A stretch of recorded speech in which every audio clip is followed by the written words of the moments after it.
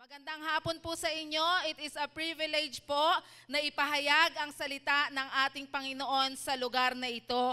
At alam po ninyo, kaya po ako ang maghahayag sapagkat hindi naman po lingid sa ating kaalaman na nung nakaraang linggo po ay namayapa po ang nanay ni Pastor Rafi. At ang buong pamilya po niya ay naroon po sa Pangasinan para po makiramay. At dahil po meron din po siyang mga ibang responsibilities and errands dito sa Manila, si Pastor Rafi po, ginawa pong Quiapo, yun pong Pangasinan to Manila. Kasi po, kadalasan nagta-travel po siya ng balikan lamang para magampanan po yung kanyang mga responsibilidad. Kaya po napagkasunduan po ng leadership and management po ng ating iglesia na magpahinga po si Pastor Rafi sa ngayon, pero nandyan lang po siya sa tabi-tabi. Kasama po natin siyang sumasambat, nagpupuri sa ating Panginoon. Mamaya katabi nyo na po yun. Okay po? So magandang hapon po sa inyong lahat. I think this is also a great opportunity for us to have a serious break from our topics during the past few weeks about stewardship. Why? Because today we are celebrating Father's Day. Kaya sige po, palakpakan po natin ang mga katatayan na kasama po natin sa mga oras na ito. And I would like to remind everyone, don't forget to greet your father a happy Father's Day. At sa inyong pagbati, sabihin nyo na din sa kanila, Tatay, Daddy, Papa, mahal na mahal kita. So ngayong hapon pong ito, ang ating pong pag-aaral ay pinamagatan nating The Father's Love. Ayan po. Alam po ninyo, ako po ay tuwang-tuwa sa mga bata na kung saan sila po ay proud na proud sa kanilang mga tatay. Madalas nga po itong mga bata na ito ay nagpapayabangan pa sa mga kalidad at sa mga magagandang karakter ng kanilang mga ama. Minsan po may mga batang nagkukwentuhan, sabi nung isang bata, wala ka sa tatay ko. Ha? Bakit? Kasi yung tatay ko sobrang sipag. Bakit mo naman nasabing masipag yung tatay mo? Kasi dati taga-timpla lang siya ng kape sa opisina niya. Ngayon, manager na siya. O di ba ang sipag ng tatay ko? Naku, walang-wala yan sa tatay ko. Ha? Bakit? Mas masipag ang tatay ko sa'yo. Bakit mo naman nasabi yan? Kasi yung tatay ko, dati taga-photocopy lang siya ng mga papel, mga documents sa opisina nila. Ngayon, CEO na siya. Chief Executive Operator. Alam po ninyo, habang naririnig nung isang bata yung kwentuhan nung dalawang bata, sabi nung isang bata, ang tatamad naman ng tatay nyo. Ha? Bakit naging tamad yun? Kasi yung mga tatay nyo, walang-wala sa tatay ko. Bakit? Yung tatay ko, janitor. Pero nung nagsimula siyang magtrabaho, kada buwan, napupromote sa kanyang trabaho. Talaga? Oo, pagkatapos na ng isang buwan, napromote siya. Pagkatapos ng 2, 3, 4, napopromote pa rin siya. Sabi ng mga bata, naku, ang galing naman ng tatay mo, sobrang sipag. Ano na ang trabaho ng tatay mo ngayon? Janitor pa rin. Pero, dati sa first floor lang siya naglilinis. Ngayon, sa 12th floor na. Kasi nga, naka-1 taon na eh. Di po ba? Meron pa pong isang kwento, sabing gano'n nung isang bata, wala ka sa tatay ko. Bakit na naman? Kasi yung tatay ko, ang galing. Pag nanaginip ng 4 na numero, tinatayaan niya. Kinabukasan, lumabas sa loto, nanalo ng 5,000. Wala pa rin yan sa tatay ko. O bakit na naman? Yung tatay ko, pag nanaginip, 5 numbers. Pagtaya niya kinabukasan, lumabas yung 5 numbers. 20,000 agad yung napanalunan. Naku naman kayo, yung tatay nyo walang kaalam-alam. Yung tatay ko, pag nanaginip, 4 na numbers agad yon, 6 na numbers. Tapos, kinabukasan, yung 6 na numbers na yon lumabas sa loto. Talaga? Di ang laki ng panalo niya. Hindi lang yon. Pagkatapos managinip ngayong araw na ito, kinabukasan mananaginip na naman. 6 na numbers ulit. Tapos mananalo na naman sa loto yung number na yon. Pangatlong araw mananaginip ulit. 6 na numbers. Tapos mananalo ulit sa loto yung mga numbers na yon. Naku, ang galing namang managinip ng tatay mo. Siguro ang yaman-yaman nyo na ngayon. Sumagot po yung bata. Hindi kami mayaman kasi ang tatay ko hindi nagsusugal. Yan ang tatay ko. Proud na proud ako sa tatay ko. Amen po ba? Alam po ba ninyo bilang mga anak, tinitingala po tayo ng ating mga anak. Kaya nga po napakahalaga na tayo bilang mga ama, ang huwaran po natin sa pagiging ama sa ating mga anak ay wala pong iba kung hindi ang ating Diyos Ama sa langit. Ano po ba ang mga katangian ng ating Diyos Ama sa langit para po maipakita ang kanyang lubusang pagmamahal sa kanyang mga anak? Number 1, the Father's love protects. Sa Proverbs chapter 3, verse 11 hanggang 12, sinasabi po rito, "My son, do not despise the Lord's discipline and do not resent His rebuke, because the Lord disciplines those He loves as a father, the son He delights in." Alam po ninyo, madalas ang ating mga ama, pinagsasabihan po tayo. Tama po ba? Sino po rito yung mga anak na tuwing ginagabi tayo ng uwi, nagagalit yung mga tatay natin? Pumalakpak ng malakas, meron pang pumipis dyan. Naku, napakaraming napagsasabihan. Ano po yung tugon nyo pag pinagsabihan kayo ng tatay nyo? Anak, ginagabi ka na naman. Palagi ka na lang gabi umuwi. Alam po ninyo, minsan nagdadabog pa po tayo eh. Tama po ba? Pero alam po ba ninyo, yung pong ating mga ama, pinagsasabihan tayo, bakit? Kasi po gusto niyang protektahan ang bawat isa sa atin. Lagi po nating tatandaan that a loving father's protection often comes through discipline and guidance, just as our Heavenly Father disciplines us to keep us from any harm. Sometimes po, earthly fathers set boundaries to protect their children. Kaya pala nagbabawal ang ating mga tatay, kaya pala kung minsan pinagsasabihan tayo dun sa mga bagay na hindi natin ginagawa, pinapaalalahanan ng bawat isa sa atin, bakit po? Kasi gusto tayong protektahan ng ating mga ama sa anumang masamang bagay na pwedeng mangyari sa bawat isa sa atin. Alam po ninyo, naalala ko po, nung bata pa lang po yung aking mga anak. Meron po akong 2 anak, magkasunod po sila, 1 taon lang po yung pagitan. At ito pong 2 anak ko na ito, sobra pong galing lumangoy. Kahit na po gaano kalalim, kaya po nilang lumangoy. Alam po ninyo kung bakit? Kasi nung bata pa po sila, tinuruan po sila ng tatay nila kung papaanong lumangoy.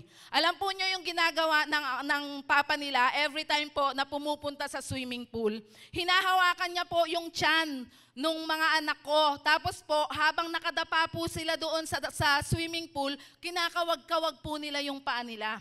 Tapos po, minsan hahawakan niya yung kamay, tapos hihilahin niya yung kamay, tapos kakawag-kawag niya yung paa. Kaya po, natututo po unti-unting lumangoy.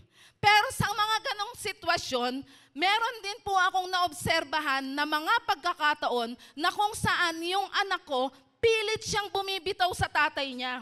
Kasi gustong-gusto niya ng lumangoy at magtampisaw sa tubig ng mag-isa at maglaro sa swimming pool.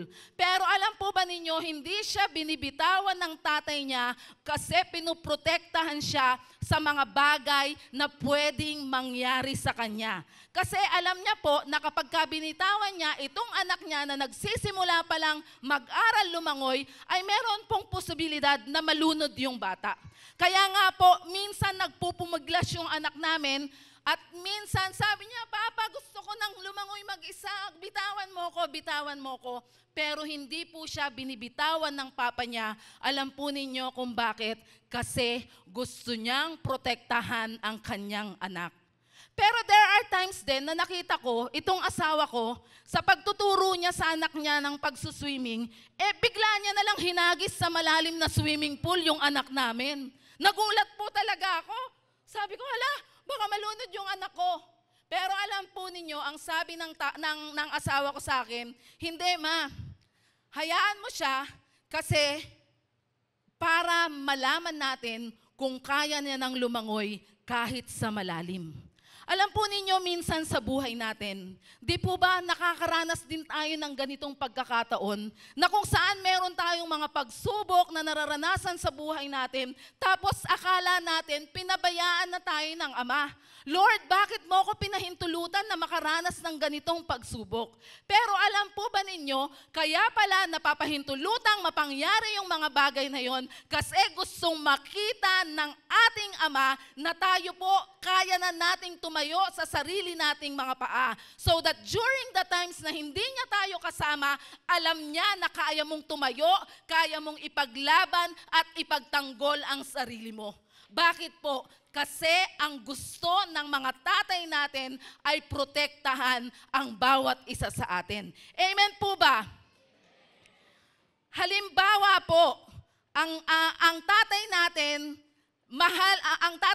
mahal na mahal ang bawat isa sa atin, kaya po siya nagseset ng boundaries. Kaya niya po tayo palaging pinagsasabihan. Kasi ito po ay isang pamamaraan ng pagpapakita ng kanyang tunay na pagmamahal. Ngayon, pwede ko po bang tanungin, asan po yung mga tatay dito? Itaas po ninyo yung inyong mga kamay na may kasamang hiyawan. Yon, sige po, isang mga malakas na palakpak para sa ating mga tatay. Mga tatay, gusto ko po kayong kausapin ngayon. Please do not be afraid to set boundaries and guide your children. It is an expression of your love and a means to protect them from harm. Amen po ba? Kaya po kung kailangang disiplinahin, kailangang pagsabihan, lagi po nating tatandaan na ito po ay pamamaraan para po maproteksyonan po natin ang ating mga anak. Ngayon, asan po ang mga anak kumaway ng may kasabay na hiyawan? Wow! Alam po ninyo, lahat po tayo ay mga anak. Tama po ba? Kaya nga po, gusto ko din kausapin ang bawat isa sa inyo. Mga anak, understand that your father's discipline comes from a place of love and desire for your well-being. Pwede ba mga anak, pag pinagsabihan ka ng tatay mo, huwag ka nang magdabog-dabog. Huwag ka nang sasagot-sagot. Bakit? Sabi ng mga tatay, yan. Mga nanay, yan. Alam po ninyo kung bakit? Kasi pamamaraan po yon ng ating mga tatay upang proteksyonan ang bawat isa sa atin. Palakpakan po natin ang ating Panginoong Diyos. Just as a father protects, He also provides for the needs of His children. The Father's love provides. Basahin po natin sa aklat ng Mateo, chapter 7, verses 9 to 11. Sabi po rito, which of you, if your son asks for bread, will give him a stone? Or if he asks for a fish, will give him a snake? If you then, though you are evil, know how to give good gifts to your children, how much more will your Father in heaven give good gifts to those who ask Him? Alam po ba ninyo that provision is a fundamental aspect of a father's love? It reflects God's own generosity and care for each and every one of us. Minsan po, isipin po natin na ang ating mga tatay talagang nagpapakahirap para po kumayod at kumita ng pera para po mai-provide yung pangangailangan natin sa ating pamilya, para po magkaroon ng pagkain sa hapag ng ating tahanan, para po maibigay ang pangangailangan ng ating mga anak. Pero kung minsan po, we never appreciate those things, those efforts, those suffering na ginagawa ng mga ama natin para lamang po mapagkalooban tayo ng mga bagay na kailangan natin. Minsan si tatay madaling araw pa lang gigising na, gagayak para pumasok sa trabaho, para kumita. Minsan nga may sakit, hindi pa rin a-absent. Bakit? Kasi iniisip niya, no work, no pay ako. Pagka hindi ako pumasok ngayon, mababawasan yung pangmatrikula, pambaon, pangangailangan ng aking mga anak. Lahat po yun tinitiis ng tatay natin. Bakit po? Para mabigyan tayo ng magandang kinabukasan at mai-provide ang lahat ng ating pangangailangan. Alam po ninyo, ako sobrang nakaka-relate dito sa mga bagay na ito. Kasi po ang tatay ko, isa po siyang civil engineer at ang kanya pong trabaho ay project engineer. So every time po na meron po silang mga proyekto sa trabaho kung saang lugar po siya na-assign. At ang tatay ko po, bihirang naming makasama sa bahay. And there comes a time na itong tatay ko, nag-abroad po siya. Alam po ba ninyo, mula pagkabata ko, elementary pa lang ako, hanggang makapagtapos ako ng pag-aaral, hanggang makapag-asawa na ako, ang tatay ko nag-a-abroad pa rin. Bakit? Kasi 5 po kaming magkakapatid eh. Gusto niyang bigyan kami ng magandang edukasyon. Gusto niyang maranasan namin yung maalwan na buhay. Kaya nga po, during that time, hindi ko makakalimutan na itong tatay ko, every time uuwi siya galing sa abroad, meron po siyang mga regalo o pasalubong na laruan sa bawat isa sa amin. At nung kapanahunan po namin, nung bata pa po kami, kapag ka ikaw may laruan kang Barbie, ibig sabihin, mayaman ka. Pero kami po, hindi po kami mayaman. Ginagawa lang po ng tatay ko ang lahat ng pamamaraan para maipakita niya sa amin na anak, gagawin ko ang lahat, mai-provide lang ang inyong pangangailangan. At nung mga panahon po, na ako po ay nag-asawa na at nagkaroon na ng anak, alam niyo po ba, dumating din po kami sa mga pagkakataong mag-asawa na kung saan natakot kami sa future ng anak namin. Kasi nung ikinasal po kami, wala po kaming ipon at pareho lang kaming salary base. Sabi ko sa kanya, pa, mag-abroad ka para yung mga anak natin magkaroon ng magandang kinabukasan. Pero alam po ninyo, nung nag-abroad yung asawa ko, 4 na taon po yung kontrata niya.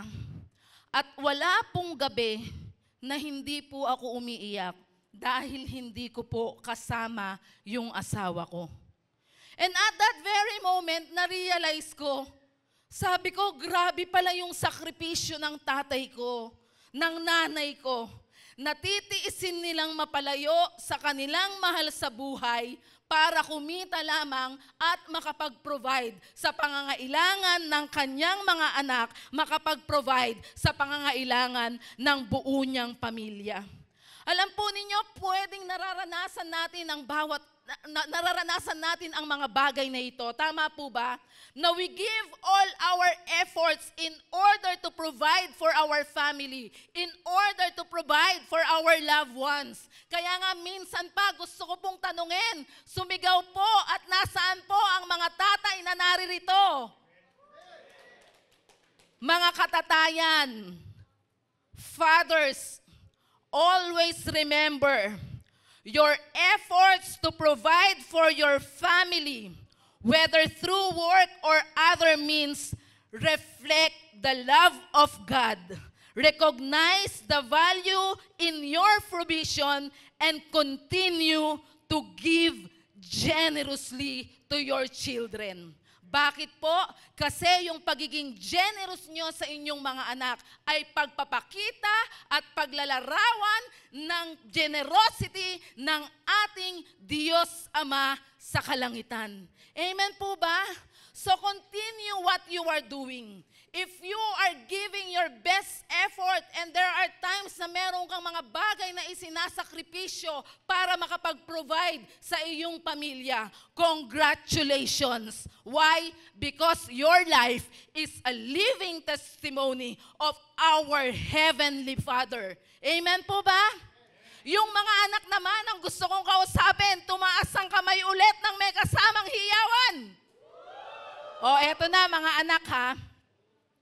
Mga anak, please naman, appreciate and acknowledge the sacrifices of your fathers. Why? Because they do this to give you a successful life. Minsan po, ang tatay natin, bibilhan tayo ng sapatos. Ay, ano ba yan? Hindi Nike, hindi Adidas. Pero hindi mo alam na ilang lunch ang iniskip niya, mabilhan ka lang ng bagong sapatos. Pwede ba sa mga oras na ito, maging paalala ito sa atin bilang mga anak na kung anuman ang ibigay ng ating mga ama sa bawat isa sa atin, matuto po tayong pasalamatan, matuto po tayong i-appreciate, matuto po tayong i-acknowledge. Bakit? Kasi pinaghirapan po niya yung pera para ibili dyan, para lamang ibigay sa'yo at mabigyan ka ng kaligayahan. Amen po ba? Alam po ninyo mga kapatid, yung pong mga pagsasakripisyo ng ating mga ama, ito po ay pagpapakita ng lubusang pagmamahal ng ating mga tatay sa bawat isa sa atin. Kasi they will do everything. Mabigay lamang ang pangangailangan ng bawat isa sa atin. Palakpakan po natin ang mga tatay ng ating mga tahanan. But beyond from protecting and providing, a father's love is also seen in his perseverance. Sa Tagalog po, pagtsatsaga. Sa Lucas chapter 15 verse 20, sabi po rito,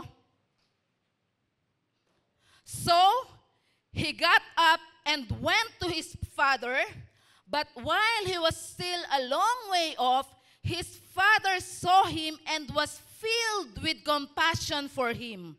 He ran to his son, threw his arms around him, and kissed him. Alam po ba ninyo mga kapatid, yung pagtsatsaga ng isang ama ay pagpapakita po ng tunay na pagmamahal at pagpapatawad ng ating Diyos Ama sa langit. Bakit ko po sinabi ito? Kasi yung mga Bible verses po na binasa ko sa inyo, ito po yung action ng isang mapagmahal na ama sa kanyang alibughang anak.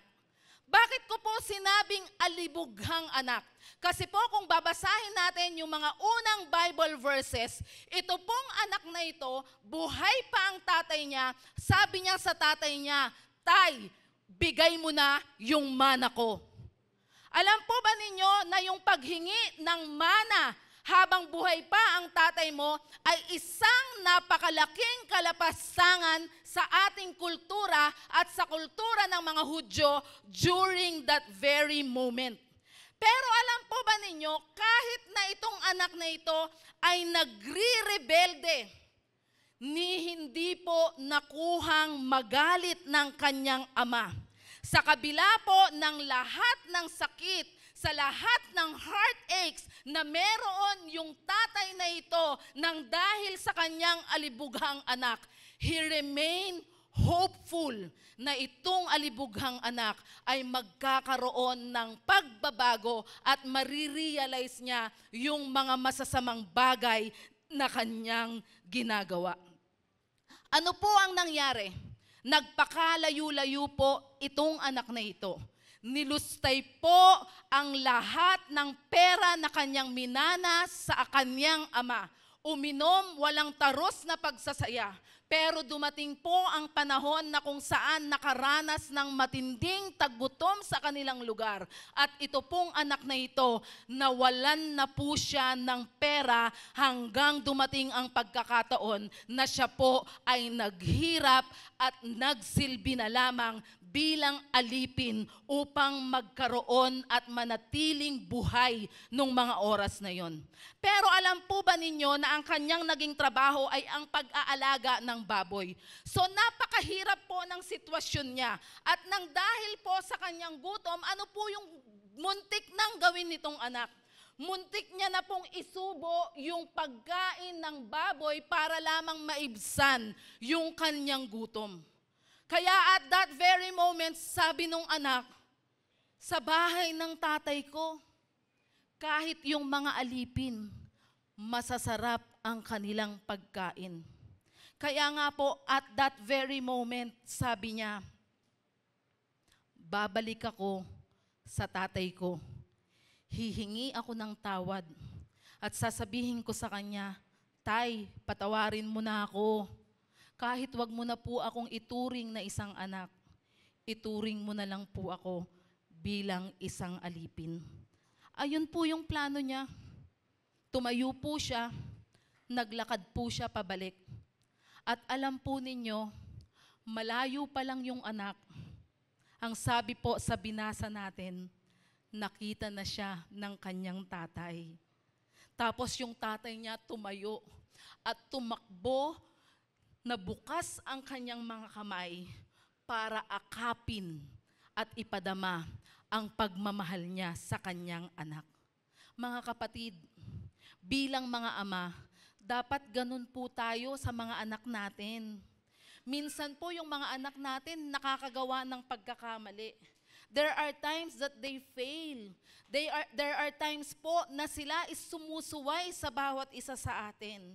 Minsan po, kagaya nung alibughang anak, di po ba naglalayas yung mga anak natin? Pag bumalik po yung mga anak natin, ano yung sasabihin nyo? Ang kapal ng mukha mo, bumalik ka pa rito. Hindi po ba? Pero alam po ba ninyo, ang ama na tunay na nagmamahal sa kanyang anak,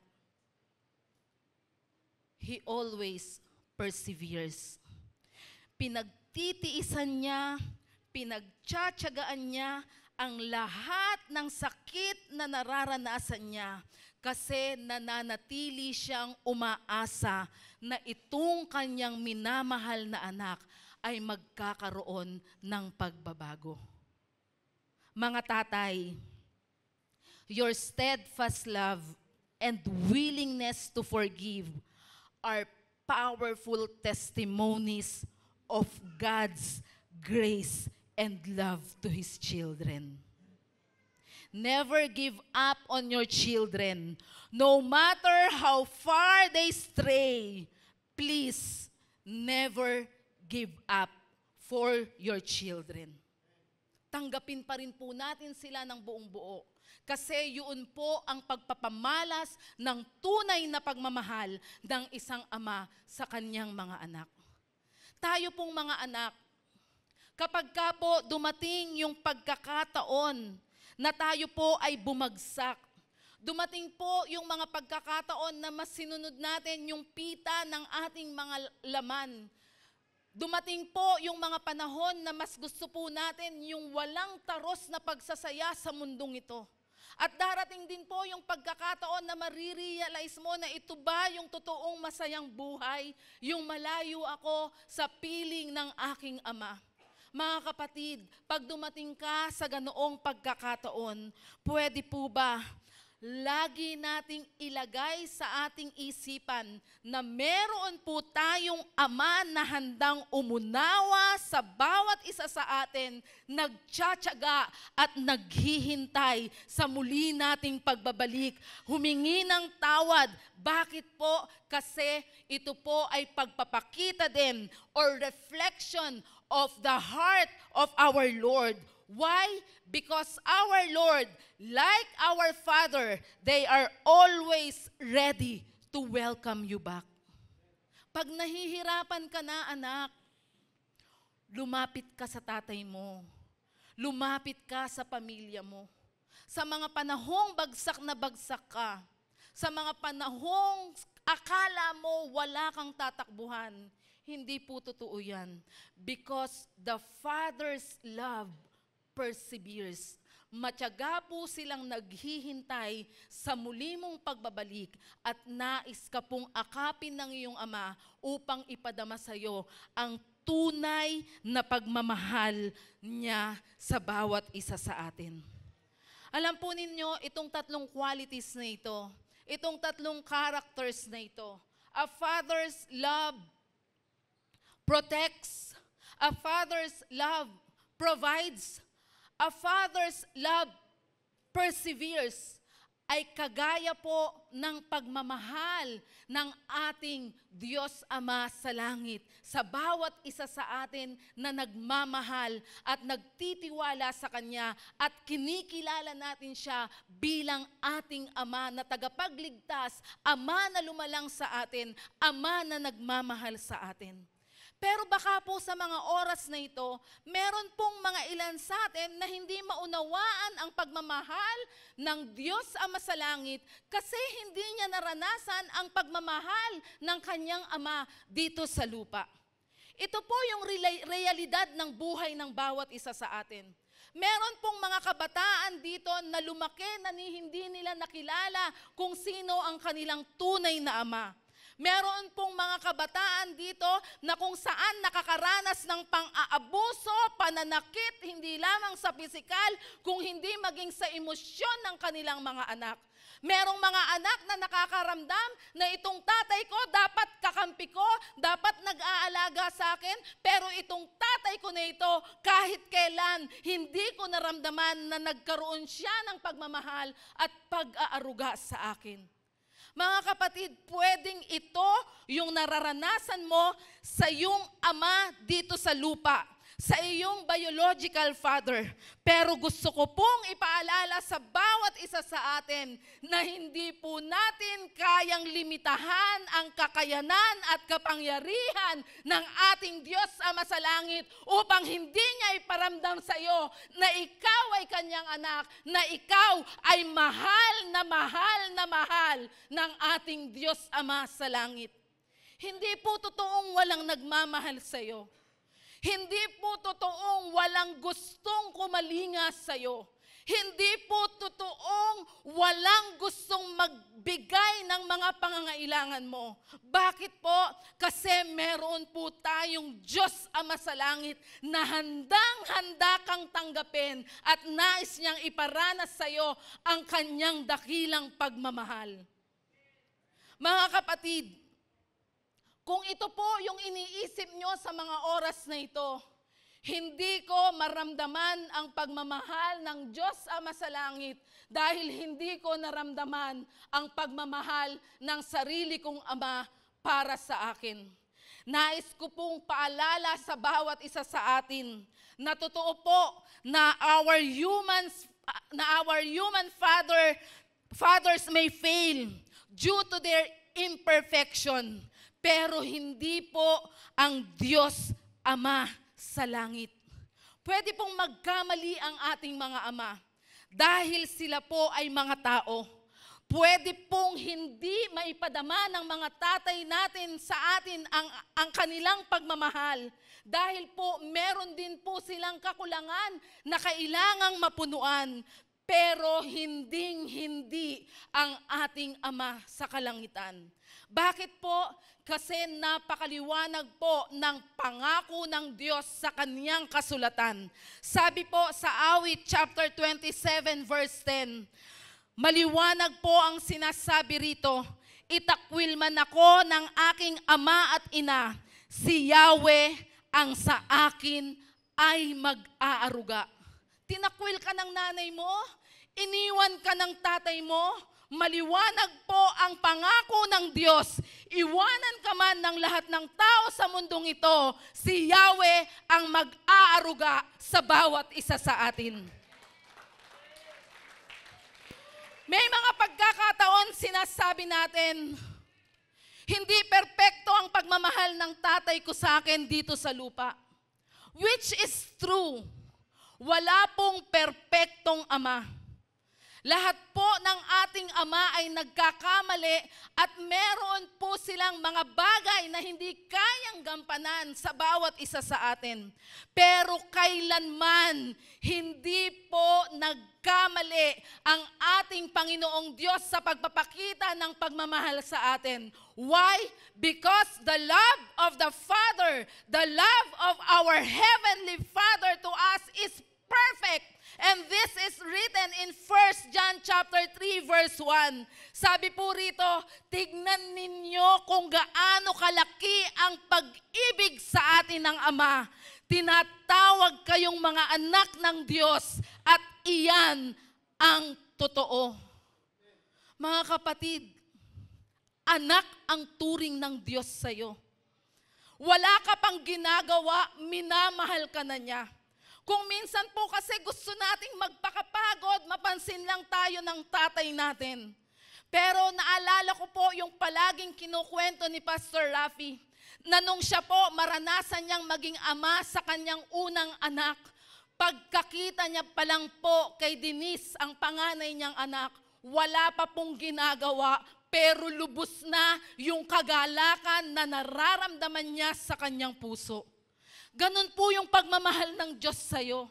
Hindi mo kailangang magpapansin. Hindi mo kailangang mamuhay sa likod ng maskara. Kasi merong perpektong pag-ibig ang ating Diyos sa langit na kahit sino ka pa, na kahit ano ka pa, minamahal at minamahal ka niya.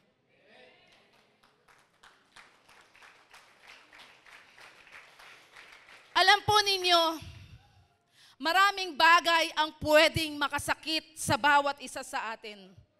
At maraming mga anak namumuhay po ng merong wasak na puso.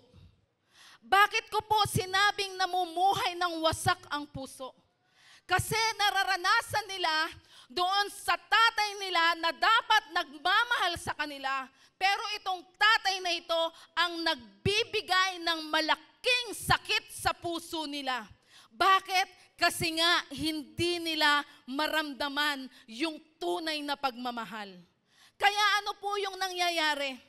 Ang nangyayari po, tumatalikod din po tayo sa sarili nating pamilya.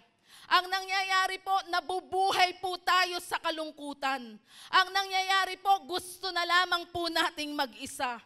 Pero mga kapatid, the love of our Heavenly Father can heal you and can redeem you sa anumang uri ng sakit na meron ng puso mo ngayon. Bakit? Kasi maliwanag po ang sabi ng Panginoon at pangako niya sa kanyang mga salita. Romans chapter 8 verse 15, sabi po rito, at ang Espiritu na tinanggap ninyo ay hindi kayo inalipin upang muling matakot. Sa halip, ginawa kayong mga anak ng Diyos. Ngayon, sa pamamagitan ng banal na Espiritu, matatawag na ninyong Ama ang Diyos. Alam po ninyo bakit maraming kabataan namumuhay sa kalungkutan? Bakit maraming nakakaranas ng anxiety and depression? Bakit maraming natotrauma? Bakit meron ding mga ama na hindi nila maipakita ang pagmamahal at pag-aaruga sa kanilang mga anak? Kasi sila mismo hindi nila naranasan na maging anak sa kanilang ama. Napakarami pong dahilan kung bakit nararanasan natin ang mga bagay na ito. Pero gusto pong ipaalala ng ating Panginoong Diyos sa bawat isa sa atin, kahit na iniwan ka ng tatay mo, o sa mga oras na ito, wala na ang tatay mo kasi bumalik na siya sa presensya ng Panginoon. Kasi namatay na yung papa mo, namatay na yung tatay mo. Hindi mo na mararamdaman ang pagmamahal ng isang ama. Kaya feeling mo palagi, ulila ka. Wala akong tatay, walang nagmamahal sa akin. Kasi wala akong ama, isa na akong ulila. Minsan naman ang nasa isip natin, alila tayo. Bakit ko sinabing ito yung nararamdaman natin? Kasi minsan uutusan ka ng tatay mo, anak, gawin mo to. Anak, ito yung mas mabuti para sa'yo. Anak, intindihin mo yung mga bagay na gusto kong ipaalam sa'yo. Ano po yung reaksyon natin? Ang dami namang pinapagawa ng tatay ko, ang dami namang bilin, ang dami namang bawal. Tapos ano yung gagawin mo? Basta ka na lang aalis. Iiwanan mo na yung pamilya mo. Bakit? Kasi ang pakiramdam mo, alila ka sa bahay nyo. Piling mo, pagod na pagod ka na sa lahat ng mga bagay na pinagagawa ng tatay mo sa'yo. Pero mga anak, nais ipaalala ng Diyos sa bawat isa sa atin na hindi ka dapat namumuhay sa pusong ulila, sa pusong alila. Bakit? Kasi sa pamamagitan ng kapangyarihan ng banal na Espiritu Santo, tayo po ay makakatawag sa Diyos Ama sa langit ng Ama ko. Nais po tayong bigyan ng kagalingan ng Panginoong Diyos. Nais po ng Diyos Ama sa langit na maranasan po natin yung kagalingan sa lahat ng mga bagay na nagbigay ng pasakit sa puso natin at sa buhay natin. Bakit po? Ang kagalingan na ito ay mararanasan lamang natin kapag tinanggap natin na merong Ama sa langit na lubusang nagmamahal sa akin. Hindi ulila, hindi alila, hindi alipin ang tingin sa akin. Ang tingin sa akin ay isang anak. Mahal na mahal po tayo ng ating Panginoong Diyos. And our Heavenly Father, He is God. He is steadfast and He is reliable. Gustong-gusto ng ating Ama sa langit na pagpalain ang buhay mo. Ayaw ng ating Ama sa langit na namumuhay ka sa sumpa. Ayaw ng ating Ama sa langit na namumuhay ka sa kalungkutan, na namumuhay ka ng walang kapayapaan, sapagkat gustong ipaalam ng Diyos sa iyo na ikaw ay mahal na mahal niya at hindi ka niya iniiwan at hindi ka niya pinababayaan. At ang gustong ipagkaloob ng ating Diyos Ama sa langit sa iyo ay ang lahat ng mga bagay na pawang mabuti lamang na magbibigay ng tunay na kagalakan sa bawat isa sa atin. Santiago chapter 1 verse 17. Ang lahat ng mabuti at ganap na kaloob ay buhat sa Diyos mula sa Ama na lumikha ng mga tanglaw sa kalangitan. Hindi siya nagbabago o nagdudulot ng bahagyamang dilim dahil sa pagbabago. Mahal po tayo ng ating Panginoon at gusto niyang maranasan ng bawat isa sa atin ang kanyang tunay na pagmamahal. Kung sa mga oras na ito, parang kulang ang buhay mo. Kasi you are seeking love from your family. You are looking love for your Father here on earth. Pero mga kapatid, hindi kayang punan ng kakulangan mo ang kahit na anong bagay man sa mundong ito, sapagkat ang tanging magbibigay ng kapunuan sa iyo ay walang iba kung hindi ang pagmamahal ng ating Diyos Ama sa langit. This is the love of the Father, and His love is like no other. Why? Because our Father in heaven is like no other. Hindi mo siya pwedeng ikumpara sa kahit na sinong tao o sa kahit na anong bagay sa mundong ito. Sapagkat ang Diyos natin, ang Ama natin sa langit, siya ang Diyos na mapagmahal, siya ang Diyos na makapangyarihan sa lahat, at siya ang Diyos na kumakalinga at nagmamahal sa sinumang nagtitiwala sa atin. Sa mga oras po na ito, inaanyayahan ko po na tayong lahat ay tumayo.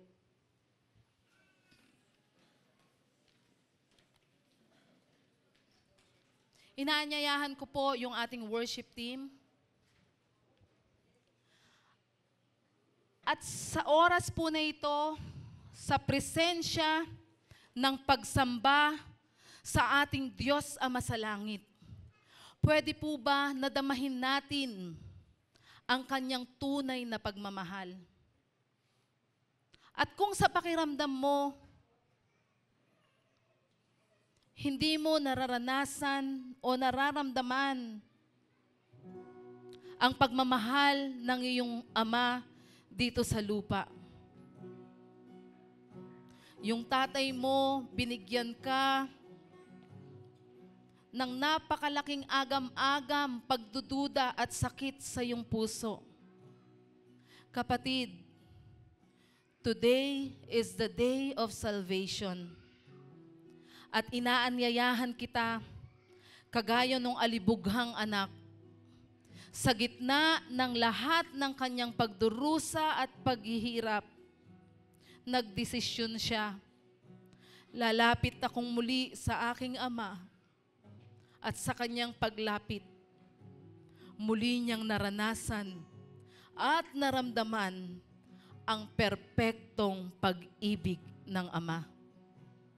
Sa mga oras na ito, kapatid, kung nais mong maranasan ang tunay na pagmamahal ng ating Diyos Ama sa langit, kung nasasabik ka sa presensya ng isang tunay na Ama, inaanyayahan kita na ihakbang mo ang iyong mga paa, lumapit ka sa harapan ng altar na ito at damahin mo ang pagmamahal at pag-akap ng ating Diyos Ama sa langit.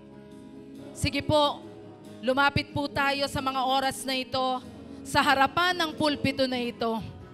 For the Father is always waiting for each and every one of us. Nananabik siya sa paglapit mo. Nananabik siya na akapin ka. Nananabik siya na ipadama sa'yo ang tunay na pagmamahal niya sa'yo. Dakila ang pag-ibig ng ating Diyos. At kung ano man yung hinahanap mo sa mundong ito, magbibigyan ng kabunuan ng lahat ng yan, tanging sa presensya lamang ng ating Diyos sa masalangit. Hallelujah, Lord God.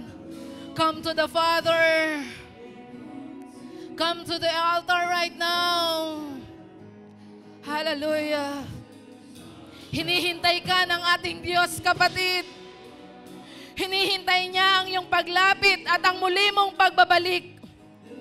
Bukas ang kanyang mga kamay at nais niyang ipadama sa iyo ang kanyang lubos at ang kanyang dakilang pag-ibig. Ang sabi po ng banal na kasulatan, John chapter 3 verse 16, gayon na lamang ang pag-ibig ng Diyos sa sanlibutan, kaya ibinigay niya ang kanyang bugtong na anak na si Jesus, upang ang sino mang sumampalataya ay hindi na mapahamak, bagkus magkaroon ng buhay na walang hanggan. Mga kapatid, kung ang bagay na pinakamahalaga sa ating Diyos Ama sa langit ay ipinagkaloob niya sa bawat isa sa atin upang maranasan ang buhay na ganap at kasiyasiya na walang iba kung hindi ang ating Panginoong Hesukristo.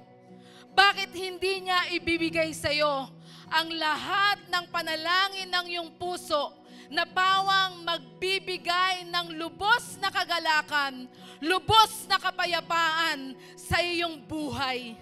Sa mga oras na ito, mga kapatid, lumapit tayo sa ating Ama at palagi nating unawain na ang ating Panginoong Diyos, ang ating Ama sa langit, ay mahal na mahal na mahal ang bawat isa sa atin.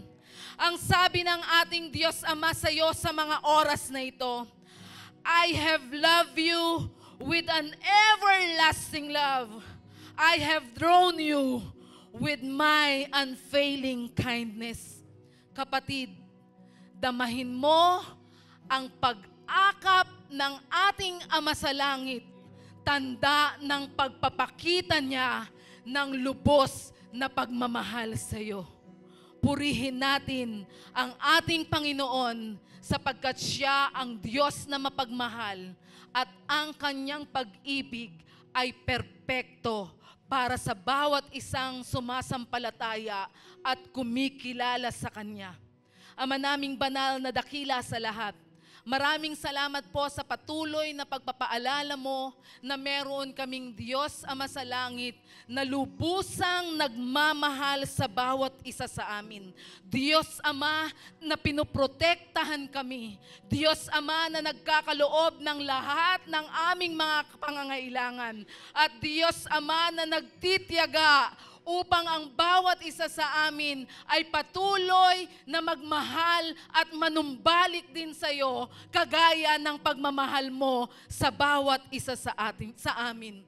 O Panginoon naming Diyos na dakila sa lahat, pahintulutan mo nawa na ang buhay namin ay maranasan at makita palagi ang iyong dakilang pagmamahal sa bawat isa sa amin. Maraming salamat po sa iyong dakilang pagmamahal, sa iyong dakilang pag-ibig sa bawat isa sa amin. Ito po ang aming panalangin sa pangalan ni Jesus. Ang lahat po ay magsabi ng Amen.